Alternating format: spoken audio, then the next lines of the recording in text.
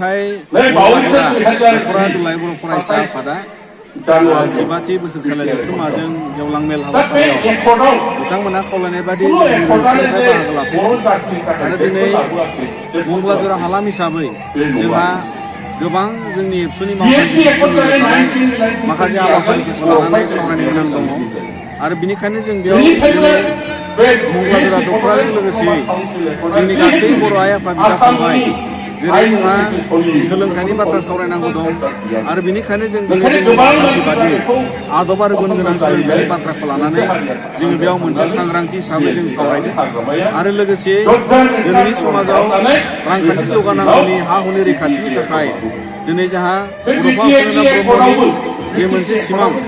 गेरेमसा बर' हारि दानायनि बिनि आन्दोआव जोङो हानि रैखाथिनि बाथ्रा जों सावरायदों आरो लोगोसे जोंनियावहाय समाज बेरेखा खामानि हाबाफोरखौ गैया खालामनो थाखाय दिनै जों बयबो बर' रायजो आइ आफा बिदा फंबायखौ खावलायगोन मानोना गेरेमसा बर' हारि एबा जों मास्टार रेस जानो थाखाय दिनै रोंखा राखा गुन गोनां आदब गोनां सोलोंथाइनि थाखाय जोङो जोंनि समाजखौ जोङो थोंजों माखासे मोजां खामानि फारसे जों लांनांगोन दा बेयाव जोङो माखासे समाज बेरेखाखौ होबथानो थाखाय जोङो जौनि हेंथायै जुजिनांगोन जोङो ड्राग्सनि हेंथायै जों जुजिथारनांगोन जोंनि समाजाव उन्दै बैसोआव हाबा जानायखौ जों गैया खालामथारनांगोन आरोबाव बायदि रोखोमनि मानसि लांखारनाय मानसि गोमानाय बेखौ जोङो हारिनिफ्राय गैया खालामथारनांगोन आरो बेखौ होबथानानै जोङो दिनै हारिखौ गोजोन जि मोनसे समाव थानाय समाव जोङो गोग्गो सोलोंथाइ लानायनि जायगा बानायनांगोन आरो बेनिखायनो दुलाराय बर' फरायसा आफादा नैबे मंगलाजरा हालामनि सिङाव जायफोर जोंहा समाजिक जेंनाफोर दङ जायफोर जोंहा रायजोफोराव गुबुन गुबुन जेंनाफोर दङ दुलाराय बर' फरायसा आफादा अरायसम बिथांमोननि जेंनाखौ खोनासंनायजों लोगोसे जोङो बिटिआर सरकार आसाम सरकारखौ जों नारसिनगोन जाहाथे बिथांमोननि ओनसोलाव जोङो मिथिगौ गोबां दाबो जोंहा गोलैसोनाय दं जोंनियाव लामानि जेंना दं आरो दिनै जोंनिफ्राव फरायसालिफ्राव दिनै जोंहा फरायसालि जौगानांगौनि थाखाय दासिमबो जोंनियाव भेन्सार स्कुल दङ आरो बेफोर खामानिखौ मावफुंनांगौनि थाखाय दुलाराय बर' फरायसा आफादा जोङो दिनै आसाम सरकार बिटिआर सरकारखौ जों नारसिनगोन आरो गासैबो बिथिङाव नोजोर बोनानै जाहाथे नैबे हालामा मोनसे जौगा थासारिखौ जों मोननो हायो आरो दिनै जोङो बेबायदिनो थांलाय फैलायनि थाखाय जिबादि मोनसे उसुबिदा लामा दालांनि माखासे गोबां दंबावो बैफोरखौ लानानैबो जोङो दिनै बिटिआर गभर्नमेन्ट आसाम सरकारखौ दुलाराय बर' फरायसा आफादा जों नारसिनगोन दा बेनिखायनो बे गेवलां मेलाव जों बाहागो लानानै गोजोननाय मोन्दों आरो बे ओनसोलनि फरायसा फंबाय बिनानावमोननिसिमबो जोङो मोनसे गोजोन आरो मोनसे गोग्गो देहाखौ जाहाथे लानानै बिथांमोना गुन गोनां सोलोंथाइ आरजिनो हायो बेनि सायावबो जों आसा खालामो आरो बेखायनो जोङो दिनै बेयाव बाहागो जानो मोननानै जोबोद गोजोननाय मोनदों सार नैबे जोंनि लाइमोनफोरा जों ड्राग्सजों बिराद गाग्लोबसोनानै दं बिनि सायाव जोङो बिसेसके दुलाराय बर' फरायसा आफादा जोङो गुवारै आरो गेबेङै जों बुजिनो लुबैयो जाहाथे जोंनि लाइमोनफोरनि बिमा बिफा आरो लोगोसे जोंनि समाज जे नैबे ड्राग्स होननाय बाथ्राया ड्राग्सआ गुबुन रोखोमै जानो हायो माब्लाबा टेब्लेटफोर जानो हायो माब्लाबा इन्जेक्सन थुनानै ड्राग्स जायो माब्लाबा पाउडार महरै बिथांमोना ड्राग्स जायो दा बेबायदि लाखुमानाय जाखुमानाय जोंनि बर' लाइमोनफोरनि गेजेराव गोबां जागासिनो दङ आरो बेनिखायनो जोङो बेखौ गैया खालामनांगौनि थाखाय दुलाराय बर' फरायसा आफादा जों गले गले खावलायगोन जाहाथे जों बेखौ माबोरै ज'यै होबथानो हायो बिनि बेब'स्थाखौ जों समाजाव लानांगौ बिनि बेब'स्थाखौ न'खराव लानांगौ बिनि बेब'स्थाखौ जों गामियाव लानांगौ आरो बिनि बेब'स्थायै हेंथायै जोङो बयबो सावरायनांगौ जाहाथे बे ड्राग्स होननाय बेसादा जौ फेग्रा मुवा होननाय बेसादा जोंनि समाजनिफ्राय गैया जायो सार नैबे क'क्राझाराव दा लामा दालांफ्रा बिराद गाज्रि बिनि सायाव सारा मा बुङो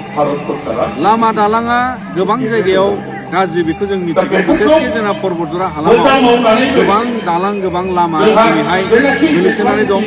गामिजों गामि सौहैनो थाखाय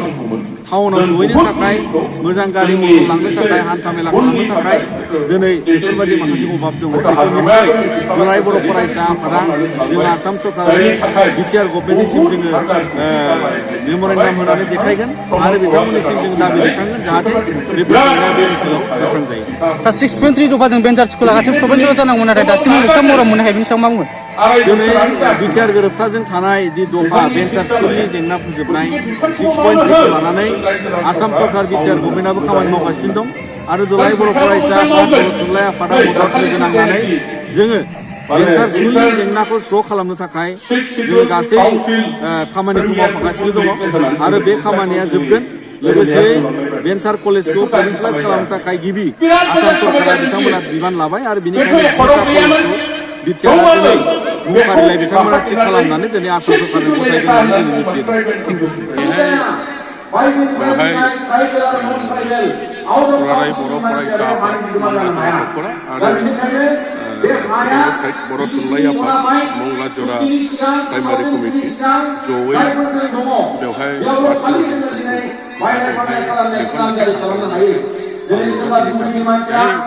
फैनानै मोनसे बाथ्राखौ एसे रोखायै मिथिनो मोननानै मोजां मोनदों जे जोंनि नैबे मंलाजरा एलेकायाव माने बे बर' रेकर्ड मथे बेबो फेक्टरि मोनसे जाथों होननानै थांनाय जोंनि क'क्राझार समष्टिनि MLA बिथाङा फोरमायलांदों बे खुब मोजां जादों खारन जोंनि बे क'क्राझाराव बिसेसके दा जोबोद माने औवानि बागानजोंनो मानसिफ्रा अर्थनैतिक भाबै एसे साबलम्बी जानो हायो दा बेवहाय जुदि दै फेक्टरिखौ जुदिहाय गोबाङैनो जुदि लाबोनो हायोबा बे जोंनि एलेकाखौ बिराद मोनसे मोजां परिबर्तन लाबोगोन आरो अर्थनैतिक भाबै इक'नमिकेलि जोंनि बर'फ्रा बेवहाय प्रत्यक्ष भाबै लाभबान जानो हागोन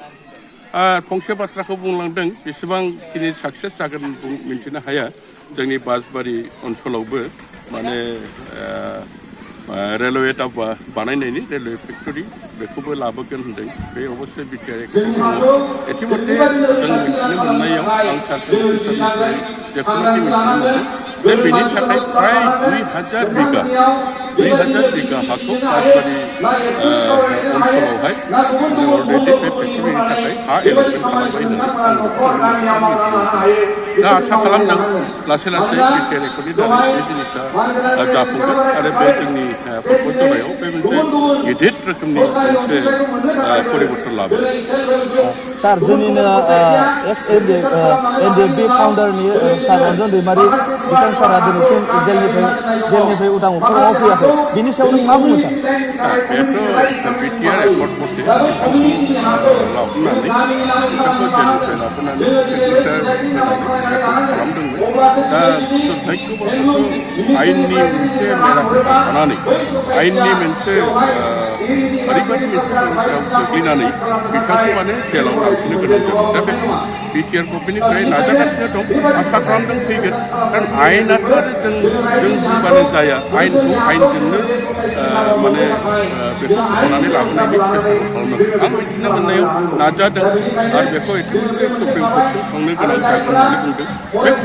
आं आसा खालामो सरकाराबो एसे हेल्प खालामो सार नैबे फुटबलजरा जे मंलाजरा बे लामाया बिराद गोग्लैसोनाय दं दासिमबो दालां नांगौ बिनि सायाव मा बुङो लामायाथ' आरो मा बुंनो मंलाजरा लामाया बिसेसकै नैबे ससेयाल' गाज्रि जानानै दं माखासेया फ्राय मोजाङानो जाहैबाय मेइन लामा खेबसेनि लामाया फ्राय कमप्लिट आरो मुख्यमन्त्रि उन्नत सखि निर्माण आसननि दारै बे एसे लामायाव 10 किल'मिटारसो गाज्रि नुदों बेयो अलरेडि टेन्डार जाबाय खामानिया जासिगोन दा लामाया जोंहा नैबे मंलाजरा एलेकायाव नैबे 2.5 किल'मिटार लामायाल' गाज्रि जानानै दं बेहाय एखेलगे दालां मोनथाम गाज्रि जानानै दं बे दालां मोनथामा मोजां जानाय लोगो लोगो बे ओनसोलाबो खुब लामायाव एसे मोजां परिबेसफ्रा मोजां जागोननि थाखाय मोजां जागोन आरो इतिमध्य आं मिथिनो मोनदों आंबो एसे नाजादों बेखौ प्रधानमन्त्रि ग्राम्य सड़क योजना PMSYआव बेखौ प्रायरिटि हिसाबै सोबाय खिन्थु दासिमबो बे जिनिसा सेंसन जादों खिन्थु आसा खालामदों अफिसारफ्रा बुंदों जे एबार बे लामाया सेंसन जागोन होननानै आरो बे लामाया सेंसन जानाय लोगो लोगो बे ओनसोला जाथायातनि खेथ्रआव जथेस्थ' मोजां सार आरो बे हाबाफारिखौ बेसेबां समनिसिम टाइम लादों हाबाफारि बे प्रग्रामनि हाबाफारिखौ बेसेबां समनिसिम टाइम लादों हाबाफारिखौ मावलांबाय दिनैहाय बेखौ गावसोरनि जेनाखि मेइन आइडिय'लजि बे आइडिय'लजिखौ मोजाङै मावलांगासिनो दं बेखौ बोसोन होदों आफादगिरियाबो बेखौनो बुंगासिनो दं आफसुआ दिनै मा मावदों मा मावाखै भबिष्यतआव मा मावनांगोन बिथाङा बुंदों बे बिथांमोननि बाथ्रा आं दा मोनसे राजनितिकआव दं हिसाबै आं बिथांमोननि मा मावदों मा मावाखै मोजां गाज्रिखौ बयबो मानसिखौ मोजाङैनो मावदों मोजांखौनो बुंनांगोन दा बेखौ बिथांमोननि एजेन्डाया जेरखम सोलिदों सोलिबाय थानाय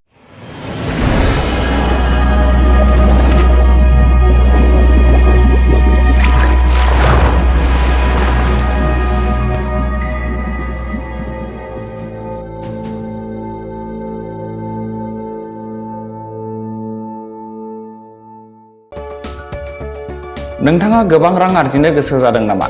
जुदि गोसो जादों अब्ला नोंथांनि थाखाय मोजां खौरां। New India technologies master franchise all Assam ATM service Hitachi ATM and Tata Indicash ATM फसंनानै नोंथाङाबो गोबां रां बुथुमनो हागोन। लाइमोनफोरनिफ्राय जागायनानै बैसो जानाय गासिबो बैसोनि सुबुंफोरानो बे फालांगिजों गोरलैयैनो रां आरजिनो हागोन। नोंथांनि गामियावबो बे एटिएम मेसिनखौ फसंनानै नोंथाङाबो मुलाम्फा मोननो हागोन। बांसिनै मिन्थिनो थाखाय 7002005072 एबा 9401230135 जानबुं अनजिमायाव दिनैनो सुलाद ला।